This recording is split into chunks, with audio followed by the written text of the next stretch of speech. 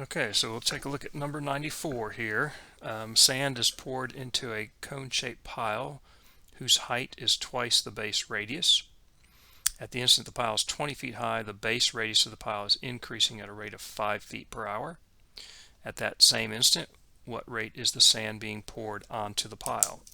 So we've got sand forming a pile that is in the shape of a cone. All right, there's the cone. So we've got, maybe a conveyor belt here or whatever, and sand is pouring off this, pouring into this pile.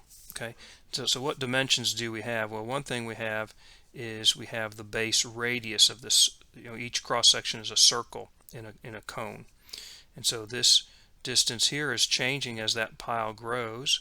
So that's a variable, and the other is the height, how tall the pile of sand is, so the height of the cone h. Those are the variable quantities, and we're told that there's a relationship, right? The height is twice the base radius, so I know this relationship h is twice the base radius, so that'll be important later on.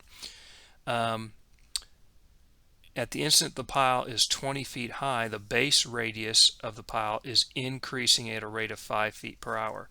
So that's a rate of change for what? The base radius. So that's the rate of change of the base radius with respect to time is dr dt. So we're told that that's going to be 5 feet per hour. It's increasing, so it's positive 5. Okay, and that's when what? When the height of the pile is 20 feet, right? The instant the pile is 20 feet high, so when h, right, is 20 feet. So that's what we're given, that's what we know. And we're asked to find at that same instant, in other words, when h is 20 feet, what is the rate that the sand is being poured onto the pile? So that's the volume, right? The amount of sand is the volume. So I need to, first of all, let V equal the volume of sand in the pile,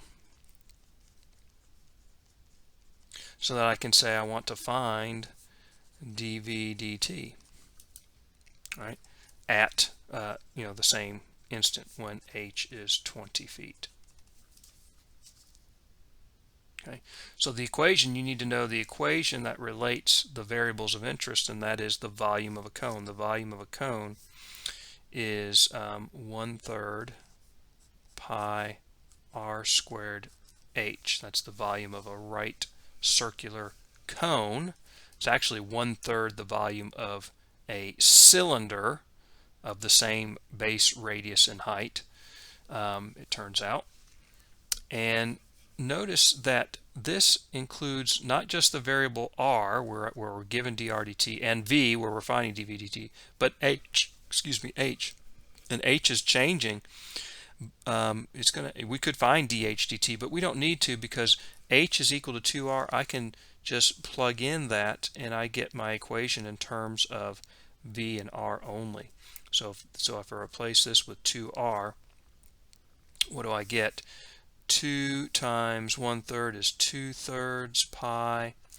R squared times r is r cubed. So if I replace h with 2r, I get this equation, and that's what I want. I now differentiate with respect to time both sides. And the derivative over here, 2/3 pi is a constant multiple. I can pull that out. The derivative of r cubed with respect to t, chain rule, 3r squared is the derivative of the outer function times the derivative of the inner function.